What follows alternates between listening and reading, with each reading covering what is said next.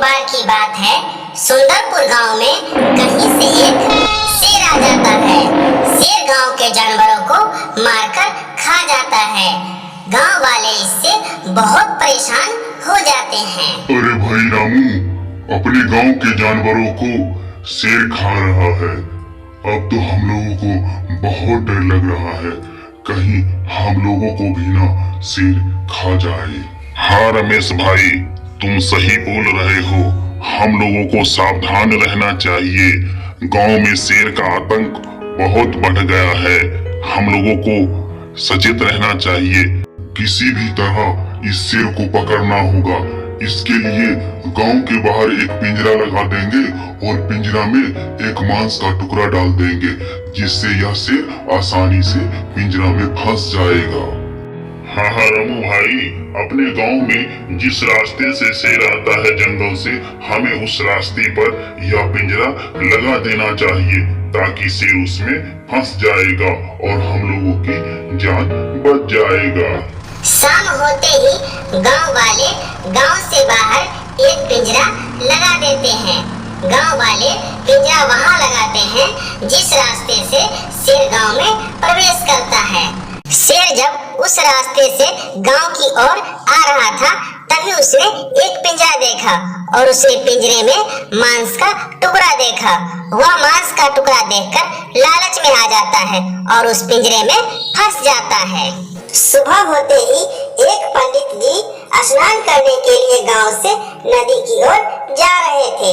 तभी शेर ने पंडित जी से पिंजरा खोलने की याचना की। नमस्कार पंडित जी, यदि आप पिंजरा खोल देंगे तो आपका हम पे बहुत बड़ा उपकार होगा। अवश्य तुमने गांव वालों को परेशान किया होगा, तभी तुम्हें इस पिंजरे में बंद किया गया है। अगर मैं तुम्हें खोल दूंगा तो तुम मुझे भी खा जाओगे। मैं आपको वचन देता हूँ कि मैं आपको नहीं खाऊंगा।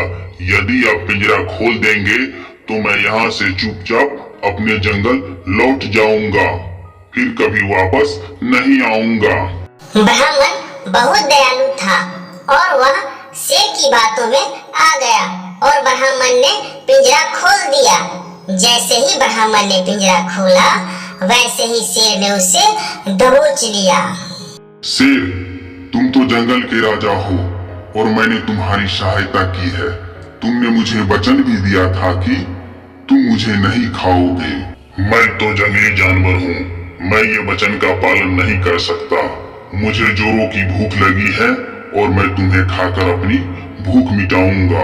वहीं पास में एक पेड़ पर एक चिड़िया बैठी हुई थी, जो ब्राह्मण और शेर की बातें सुन रही थी। तभी चिड़िया बोलती है, पंडित जी, शेर तो इतना बड़ा है और पिंजरा इतना छोटा है, शेर इसमें बंद नहीं हो सकता। मूर्ख चिड़िया, इन इंसानों ने मुझे इसी पिंजरे में बंद किया था। मैं मान ही नहीं सकती। जब तक आप इस पिंजरे में जाकर नहीं दिखलाओगे, मैं कैसे मान लूं आपको कोई इतने छोटे पिंजरे में बंद कर सकता है। चिड़िया के कहने पर शेर पिंजरे में चला जाता है। जैसे ही शेर पिंजरे में जाता है, पंडित जी बाहर से पिंजरा बंद कर देते हैं। इस प्रकार दुष्ट शेर फिर से पिंजरे में बंद हो जाता है और चिड़िया की चतुराई से ब्राह्मण की जान बच जाती है। हमें इस कहानी से यही शिक्षा मिलती है कि दुष्टों की बात पर कभी विश्वास नहीं करना चाहिए। एक बार एक तोता था, जिसे जंगल के चारों ओर उड़ना पसंद था। तोते को दूसरे जानवरों को मजेदार कहानियां सुनाना और उनसे बातें करना बहुत पसंद था। तोता अच्छा गाना भी गाता था। बंदर मामा पहन पजामा दावत खाने आए।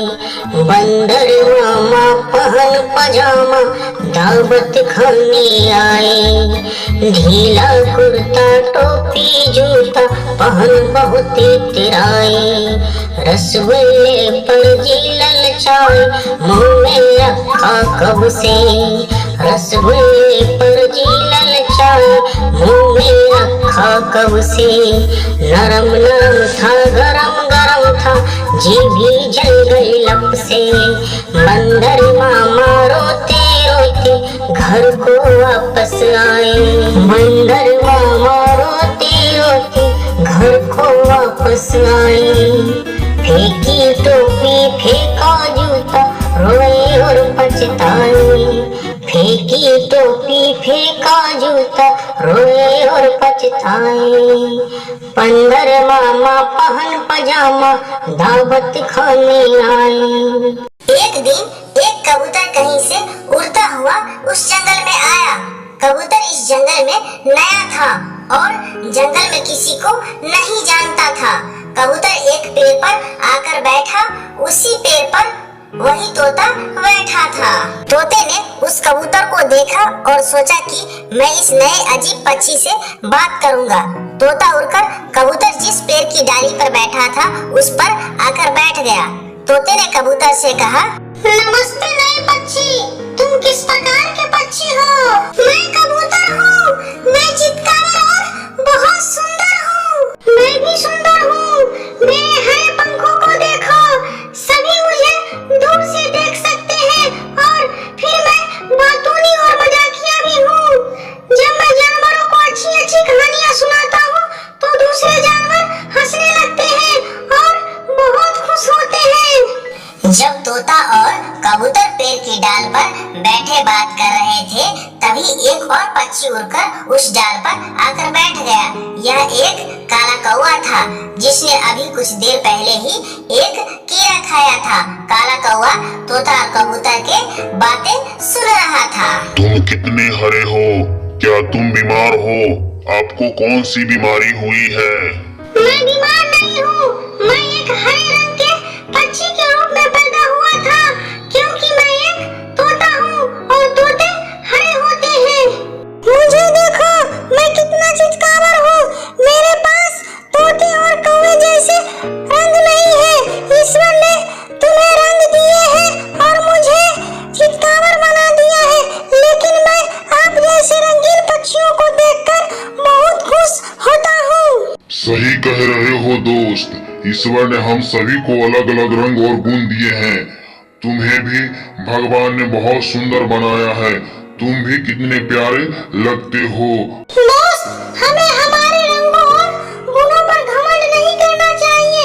ईश्वर ने किसी को रंग दिया है, किसी को गुण दिया है, सबकी अपनी अपनी खूबियां हैं। दोस्तों, हमें इस कहानी से यही शिक्षा मिलती है, हमें हमारे रंग रूप गुणों पर घमंड नहीं करना चाहिए।